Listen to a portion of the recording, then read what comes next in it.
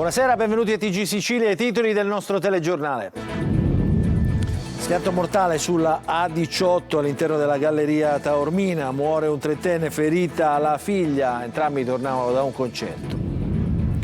Il bar Cherie dello Zen di Palermo preso ancora una volta di mira dal racket, incendiati i condizionatori, i residenti del quartiere adesso invocano l'intervento dello Stato.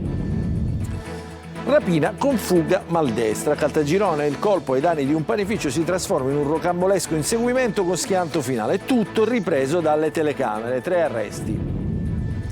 Ancora un caso di presunta mala sanità in provincia di Agrigento. Nuova condanna per l'azienda sanitaria provinciale che dovrà risarcire con oltre 1.400.000 euro i familiari di un paziente morto in ospedale. Nuove regole per i decor a Catania, la commissione urbanistica ha varato il regolamento che riordina il settore, adesso anche le librerie e le biblioteche potranno allestire gli spazi all'esterno. Presentato in municipio il cartellone dell'estate catanese, oltre 200 spettacoli tra musica, teatro, cinema e danza, anche quest'anno i concerti alla Villa Bellini.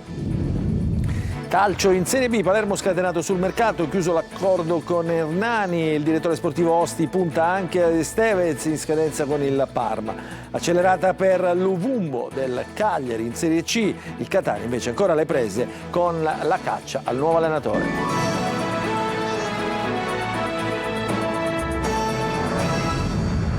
Ancora buonasera, apriamo il nostro telegiornale con un'altra tragedia sulle strade siciliane nella notte lungo la A18 all'interno della galleria Taormina. Con l'estate aumentano anche gli incidenti, le vittime, pensate, quella che stiamo per raccontarvi è la storia di un padre che aveva portato al concerto la figlia, lui è morto, la figlia è rimasta ferita, il servizio di Magliugola.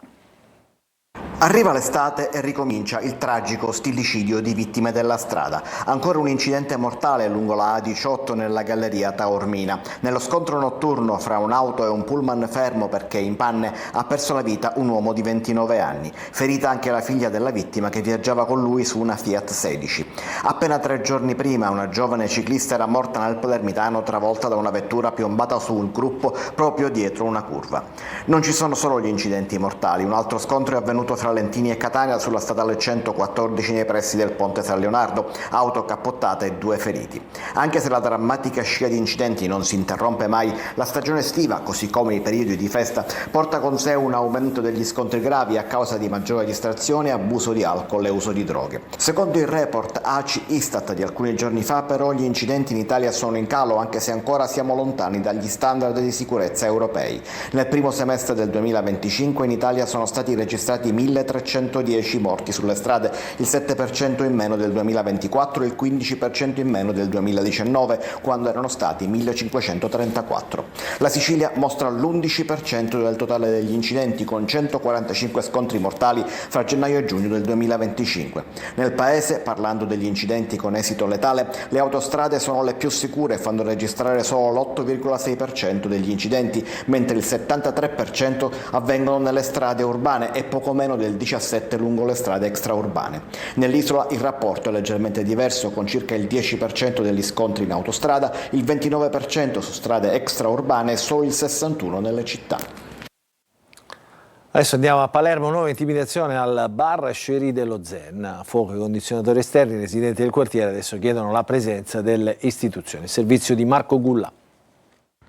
Ancora intimidazioni allo Zen, preso di mira nuovamente il bar Cherie. Alcuni giovani hanno dato fuoco alle unità esterne dei condizionatori dell'esercizio commerciale. Da una prima analisi delle immagini riprese dalle telecamere di videosorveglianza installate vicino al bar e in zona, sembra infatti che 2 uomini abbiano innescato il rogo, forse senza l'utilizzo di benzina o altri acceleranti, ma sfruttando solo la presenza dei rifiuti che con il caldo sono andati rapidamente a fuoco. Nei giorni scorsi davanti al bar erano state trovate bottiglie di benzina e la richiesta di 5.000 euro e un petardo aveva anche danneggiato la parte esterna dell'esercizio. Tra i residenti adesso c'è paura e soprattutto rabbia. Ma viene qua lo Stato, ma lo Stato dov'è? No, sono tutti assenti, vengono a fare le passerelle, vanno in chiesa, si vedono col prete, fanno le conferenze antimafia e cose varie contro il pizzo, ma lo Stato dov'è? Lo Stato è assente. Io stanotte mi sono alzata, alle 3 mi ero affacciata, sentivo una puzza strana, anche perché questa puzza di qua è cancerogena, è brutta,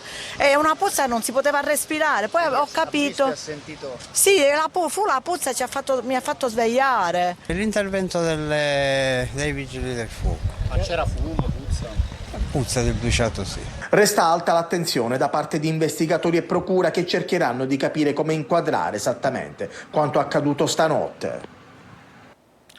Adesso a Catania, prima la rapina, poi la fuga e lo schianto. È successo a Caltagirone, il colpo ai danni di un panificio si è concluso con un inseguimento ad alta velocità e con l'arresto di 3 catanesi. Tutto ovviamente ripreso dalle telecamere dei sistemi di videosicurezza. Il servizio. Queste sono le immagini conclusive di un inseguimento ad alta velocità che è finito così, con i banditi che si schiantano contro un palo nel tentativo di fuggire ai carabinieri, perdendo il controllo dell'auto su una rotonda. Siamo a Caltagirone, in provincia di Catania, dove si sono vissuti attimi di paura in pieno giorno. 3 uomini con il volto coperto e armati di una pistola fanno irruzione in un panificio di Viale Mario Milazzo. Minacciano il personale, si fanno consegnare l'incasso della giornata, 635 euro, per evitare che venga lanciato l'allarme. Poi portano via anche i telefoni cellulari dei dipendenti, che però escono dal panificio gridando. Le immagini di videosorveglianza mostrano tutte le fasi del colpo e anche i concitati momenti successivi. Una pattuglia dei carabinieri nota l'auto che si allontana a forte velocità e scatta l'inseguimento. La corsa termina qui, in via Fontanelle. L'utilitaria blu si schianta, i militari bloccano e arrestano i 3 presunti responsabili, tutti catanesi di 19, 25 e 52 anni. La pistola utilizzata per la rapina si scoprirà poi essere a salve, la targa del veicolo alterata. Dopo le porte dell'ospedale, per i 3 si sono aperte quelle del carcere. E continuano i controlli della polizia a Catania, tra San Giovanni Galermo e il quartiere Trappeto Nord, teatro della sparatoria di qualche giorno fa in piazza Montana. Il servizio di Desiree Ferlito. Dopo la sparatoria in piazza Beppe Montana tra fazioni del clan Cappello, il tema della sicurezza a Catania è sotto la lente di ingrandimento delle forze dell'ordine, che ancora una volta hanno rivoltato il quartiere San Giovanni Galermo. L'ennesima maxi operazione di controllo del territorio, denominata Alto Impatto, ha visto impegnati insieme polizia, carabinieri, guardia di finanza e polizia locale. È la risposta della prefettura di Catania per contrastare criminalità e illegalità nei quartieri più sensibili della città. 75 militari impegnati, il bilancio parla di 190 persone identificate, 138 veicoli controllati. Un uomo è stato arrestato per detenzione di sostanze stupefacenti ai fini di spaccio, mentre altre 2 persone sono state denunciate a piede libero. Particolarmente intensa l'attività della Polizia di Stato, che ha sequestrato droga, marijuana, crack e cocaina. I controlli hanno inoltre portato al recupero di 2 veicoli rubati successivamente restituiti ai legittimi proprietari. Accertate decine di violazioni al codice della strada, tra cui guida senza patente, assenza di assicurazione e mancata revisione dei mezzi. I militari dell'Arma hanno inoltre denunciato una persona per evasione. L'operazione rientra nel piano di controlli straordinari disposto dal Comitato Provinciale per l'Ordine e la Sicurezza Pubblica nei quartieri a maggiore rischio, con lo scopo di contrastare fenomeni di spaccio, illegalità diffusa e degrado. Ancora un caso di presunta mala sanità, questa volta in provincia di Agrigento. L'azienda sanitaria provinciale è stata condannata a risarcire con oltre 1.400.000 euro i familiari di un paziente morto in ospedale. Una vicenda che si aggiunge ad un'altra pesante sentenza arrivata solo la settimana scorsa. Il servizio di Davide Sardo. Ancora un caso che riaccende riflettori sulla sanità siciliana e in particolare su quella della provincia di Agrigento. Oltre 1.400.000 euro è la somma che l'ASP dovrà pagare ai familiari di un paziente morto circa 10 anni fa all'ospedale Barone Lombardo di Canicattì. Secondo i giudici non sarebbero stati eseguiti tutti gli accertamenti necessari per arrivare in tempo a una diagnosi corretta. Una vicenda lunga, finita in tribunale, che si chiude con una condanna per l'azienda sanitaria e il riconoscimento di gravi omissioni nella gestione del caso. Ma non è un episodio isolato. Solo la scorsa settimana Siciliana, il Tribunale di Agrigento ha disposto un altro maxi risarcimento, quasi 2 milioni di euro per la morte di una donna di 46 anni avvenuta nel 2020 all'ospedale San Giovanni di Dio di Agrigento. Anche in quel caso, secondo i giudici, il decesso poteva essere evitato. 2 sentenze ravvicinate che pesano sulle casse pubbliche e che alimentano preoccupazione tra i cittadini.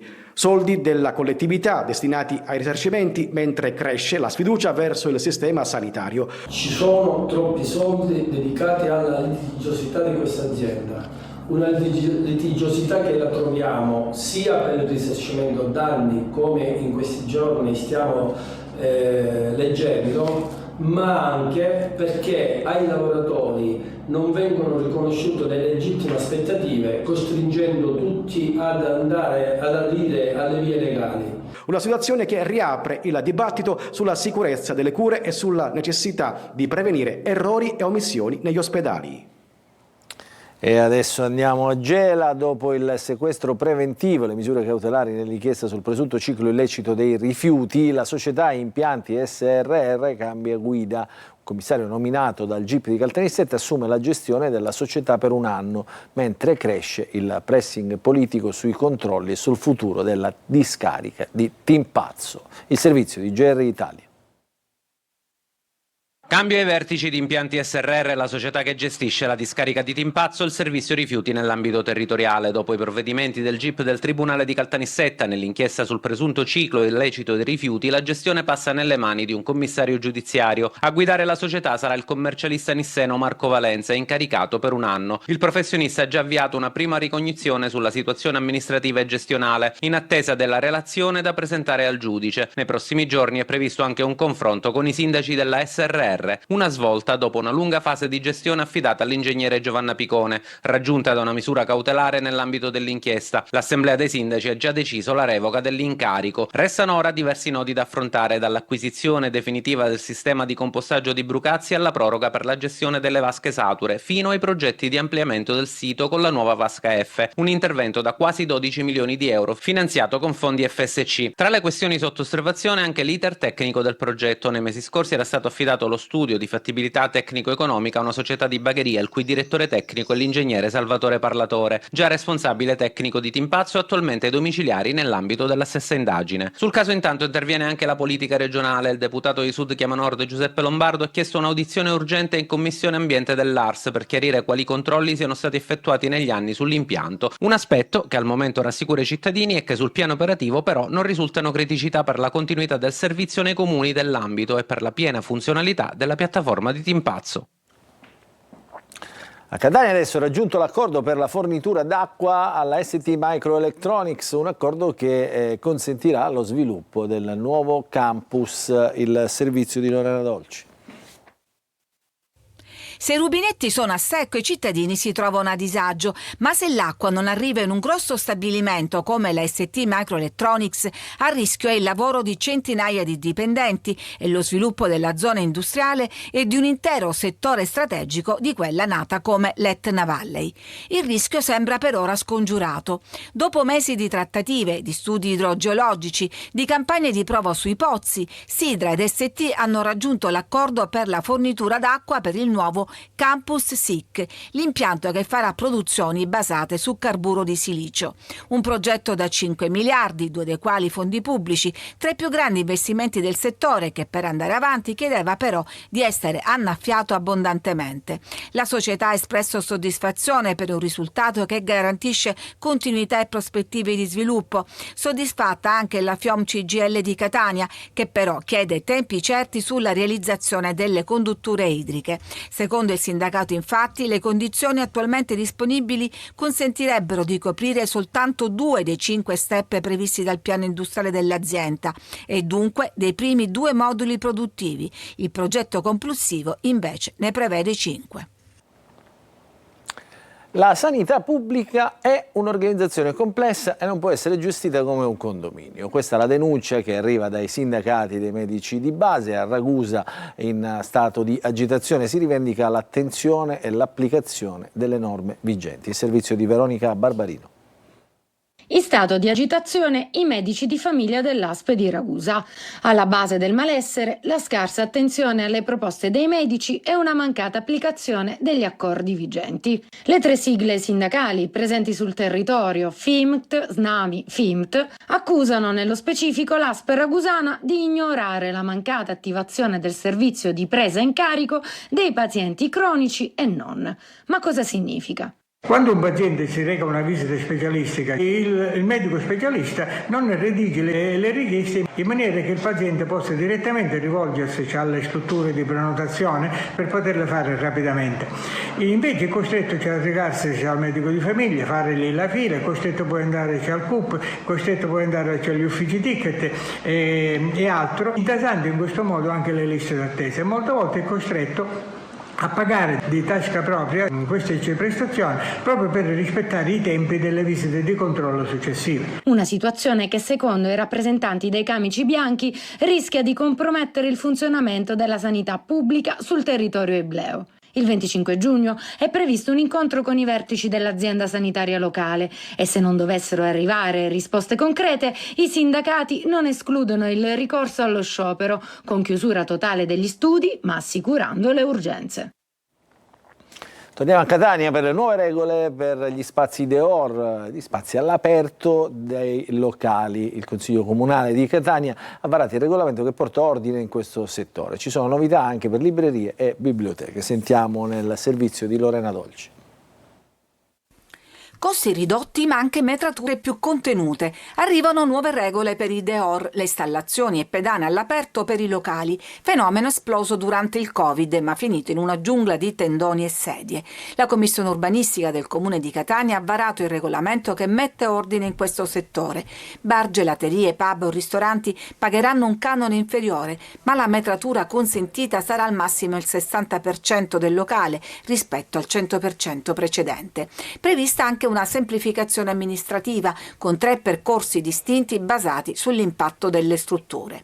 Un'ulteriore novità riguarda l'introduzione di incentivi economici legati alla rigenerazione urbana. Se più operatori si riuniscono in consorzio per riqualificare un'area, possono ottenere fino al 70% di sconto sugli oneri e un incremento fino al 30% del suolo pubblico occupabile. Per la prima volta poi anche librerie e biblioteche avranno la possibilità di organizzare spazi all'aperto per letture ed eventi culturali. La città resta divisa in 3 zone, centro storico e zone di pregio, ambiti costieri e tutto il resto. In zona 1 niente più tendoni, solo tavoli, sedie e ombrelloni, con o senza pedana. Nella 2 si potranno invece montare le pedane, mentre nella 3 si potranno montare strutture chiuse da tutti i lati con o senza pedana. Su tutto vige il controllo della Sovrintendenza ai Beni Culturali. Adesso parliamo di musica e spettacolo perché è stata presentata questa mattina in municipio a Catania l'estate catanese. Oltre 200 appuntamenti tra musica, teatro, cinema, danza, spettacoli diffusi tra centro e periferia. Quindi insomma vediamo e sentiamo chi c'è in questo cartellone del Summer Fest 2026 in questo servizio di Desiree Ferlito. L'estate catanese si prepara ad accendere piazze, cortili storici e spazi urbani con un calendario ricco di appuntamenti. Presentato a Palazzo degli Elefanti il programma del Catania Summer Fest 2026, la rassegna promossa dal Comune che accompagnerà cittadini e turisti nei prossimi mesi con eventi culturali, musicali, teatrali e cinematografici diffusi in tutta la città. Un cartellone che punta a coinvolgere non solo il centro storico ma anche le periferie, trasformando luoghi simbolo e spazi di quartiere in veri e propri palcoscenici all'aperto.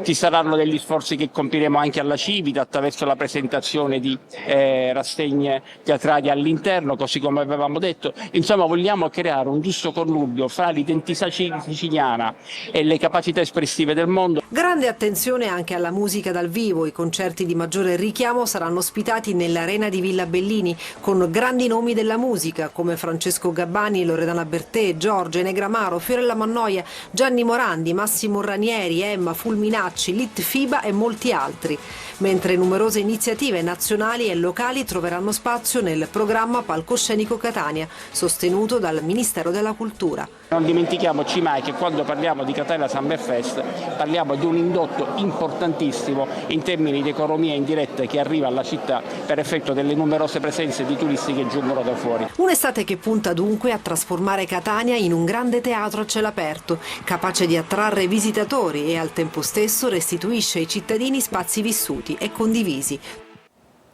Adesso ci fermiamo, una piccola pausa, poi il calcio.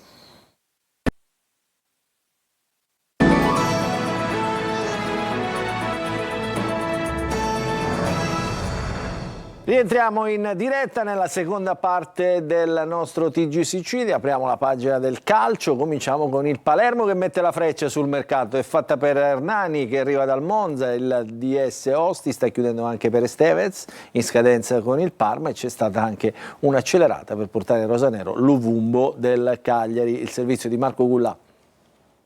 Nonostante la finestra estiva di calciomercato non sia ancora ufficialmente iniziata, il direttore sportivo del Palermo, Carlo Osti, lavora alacremente per allestire una rosa competitiva da mettere a disposizione di Pippo Inzaghi. È fatta per Hernani, il DS rosanero ha effettuato il blitz definitivo con il Monza. Il centrocampista brasiliano, che era conteso anche dal Modena, dovrebbe quindi vestire la maglia rosanero riabbracciando il suo ex allenatore alla Regina. Secondo le ultime indiscrezioni, per il 32enne calciatore sarebbe pronto un contratto biennale con rinnovo automatico per un'altra stagione in caso di promozione. Ma non è tutto. Il Palermo sarebbe pronto a sferrare l'assalto vincente anche per un altro tassello nella linea mediana. Si tratta del centrocampista Noel Estevez in scadenza con il Parma. Per Estevez sarebbe già pronto un contratto fino al 2028 con opzione per il 2029. Rimane sempre viva la pista che porta all'ala del Cagliari Zito Luvumbo. Tra il club rosanero e l'entourage del calciatore ci sarebbe intesa totale, mentre tra le due società, che mancherebbe il giusto accordo per quanto concerne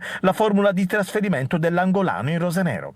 I colloqui tra le parti sono costanti, in quanto Luvumbo è ritenuto dal club di Viale del Fante un profilo di assoluta priorità sugli esterni d'attacco. A breve anche l'ufficialità del rinnovo per il portiere Jes Joronen. E adesso andiamo in Serie C, in casa Catania, dove Fabio Caserta resta il tecnico favorito su Emilio Longo per la panchina. Nelle prossime ore la decisione del club rossazzurro, sentiamo le ultime da Sergio Golosi.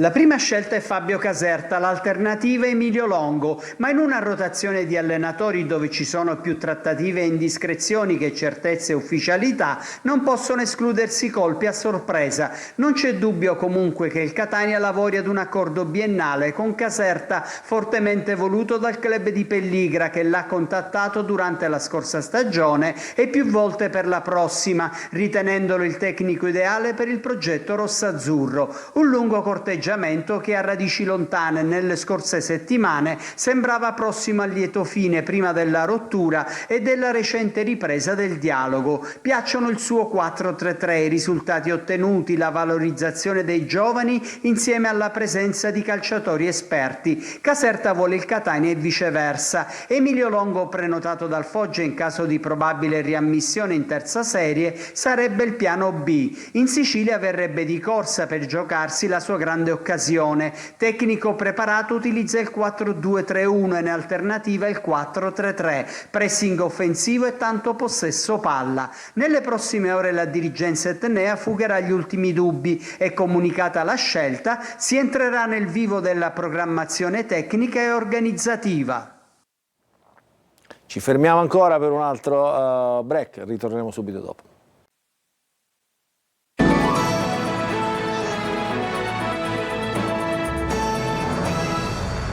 Rientriamo in diretta per l'ultima parte del nostro telegiornale, non ci sono aggiornamenti dell'ultima ora, dunque questa edizione di TG Sicilia finisce qui, non ci resta che salutarvi e augurarvi un buon proseguimento di serata a tutti.